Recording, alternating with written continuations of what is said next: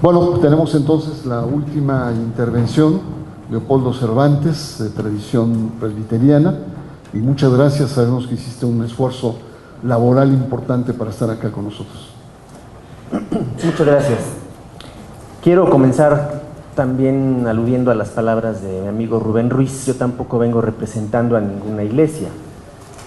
Creo que uno de los propósitos de este foro, que podría ser el doble o el triple del tamaño que tiene ahora si se escucharan voces religiosas más amplias, otras religiones, otras perspectivas, incluso las voces agnósticas también, que tienen todo el derecho de expresarse, pues abarcaría un espacio interminable y no terminaríamos en todo el día.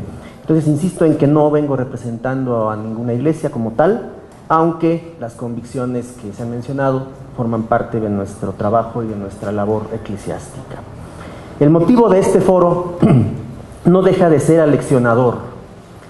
Se trata de profundizar en el hecho histórico de que la laicidad del Estado mexicano, consagrada en la Constitución, se aplique suficientemente en todos los espacios de la vida social, cultural y política del país.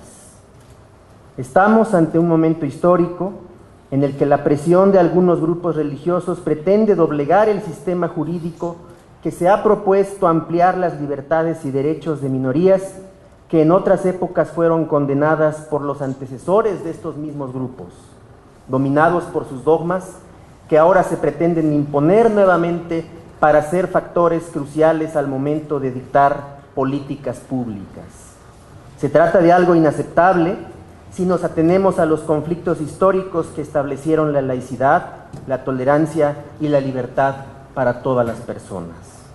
Lo que está en juego no es un debate teológico imposible entre un régimen político totalmente desinteresado y ajeno a ese debate teológico y un think tank de clérigos empecinados en propiciarlo y en derrotar a dicho régimen. En el ámbito de la modernidad por la que a este país le cuesta tanto trabajo transitar, y como ciudadanos con derechos y obligaciones más allá de nuestras creencias particulares, se nos impone hoy avanzar en la consolidación de la igualdad para todos los sectores.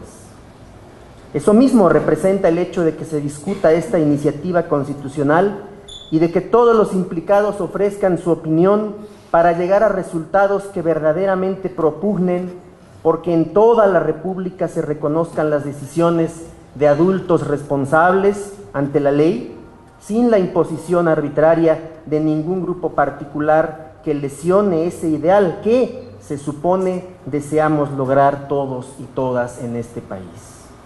El concepto doctrinal del matrimonio, entendido o no como un sacramento según la Iglesia que lo afirme, no es extrapolable al ámbito público, civil o secular, sobre todo porque desde la segunda mitad del siglo XIX, cuando fue definido como un contrato civil, como ya hemos escuchado, se liberó, por así decirlo, de sus amarras religiosas para establecer las responsabilidades correspondientes como parte del proceso de separación real y efectiva entre la Iglesia y el Estado mexicano.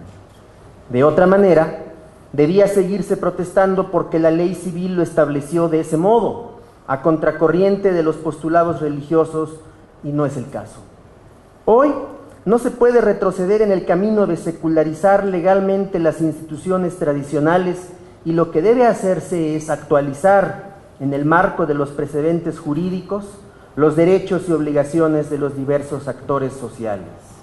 El debate puede seguir abierto siempre y cuando ninguna confesión religiosa pretenda imponer su visión acerca de las nuevas definiciones aplicables al ámbito de lo público.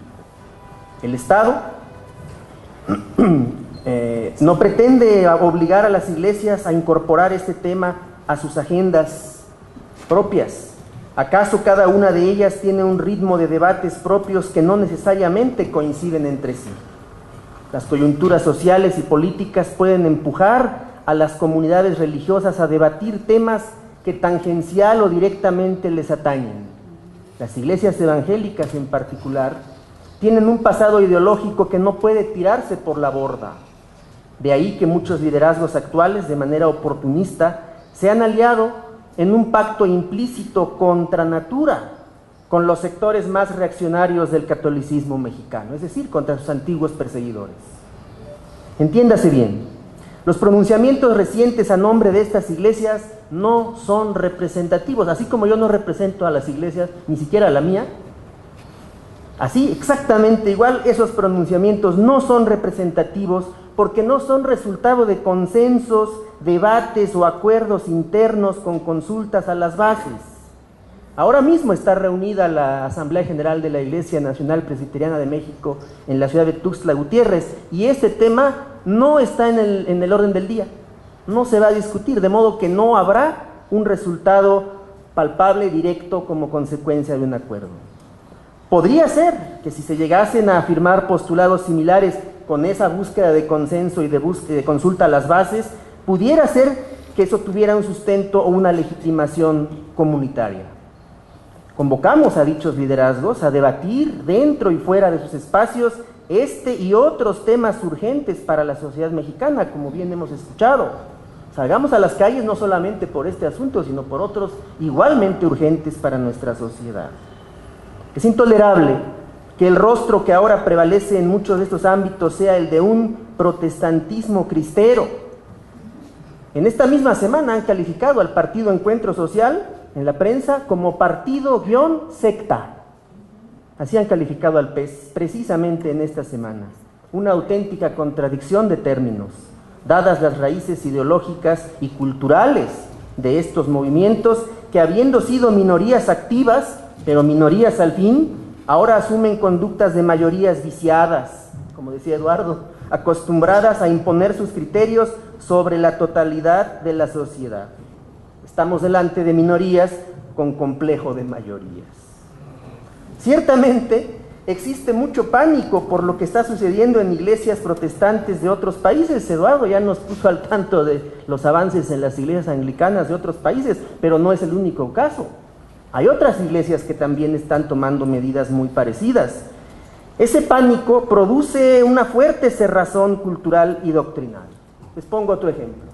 En semanas pasadas, un pastor luterano mexicano cayó en el ostracismo de aquellos que lo invitaron a un congreso teológico, en el cual él era el único ponente, al afirmar que la homosexualidad es una bendición de Dios.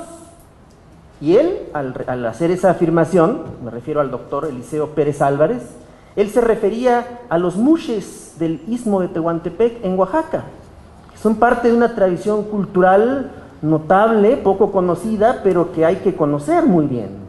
Fue linchado simbólicamente. Al hacerse eco la prensa mexiquense de sus palabras y sus conferencias finales se cancelaron. Y el Sínodo Mexiquense de la Iglesia Nacional Presbiteriana de México sacó un documento para deslindarse de sus palabras y hacerse totalmente a un lado de lo que este profesor había dicho. Pues querámoslo o no, este asunto ya ha alcanzado a estas iglesias para exigirles poner por obra las consecuencias del evangelio que predican a los sujetos concretos que hoy siguen obteniendo sus derechos. Quiero llamar la atención especialmente a la prensa aquí presente, pero a todos los participantes, acerca de un pasaje bíblico en particular que les sugiero que todos leamos con mucha atención. Mateo capítulo 8, versículos 5 al 13, interpretado este pasaje por uno de los teólogos españoles contemporáneos más importantes que se llama Javier Picasa, de origen vasco, Javier con X y B grande, Picasa con Z. Busquen ustedes la interpretación que hace Javier Picasa de este pasaje en el contexto de este debate contemporáneo que está realizándose y que debería ampliarse mucho más.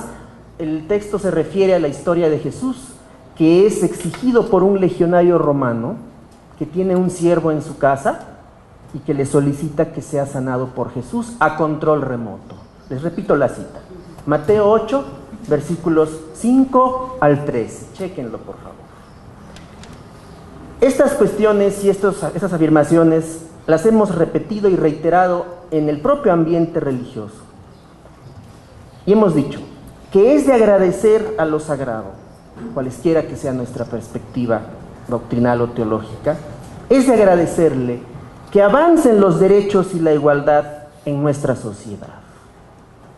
Esta propuesta constitucional debe debatirse con plena libertad para todos los interesados, ciudadanos responsables del presente y del futuro inmediato para este país.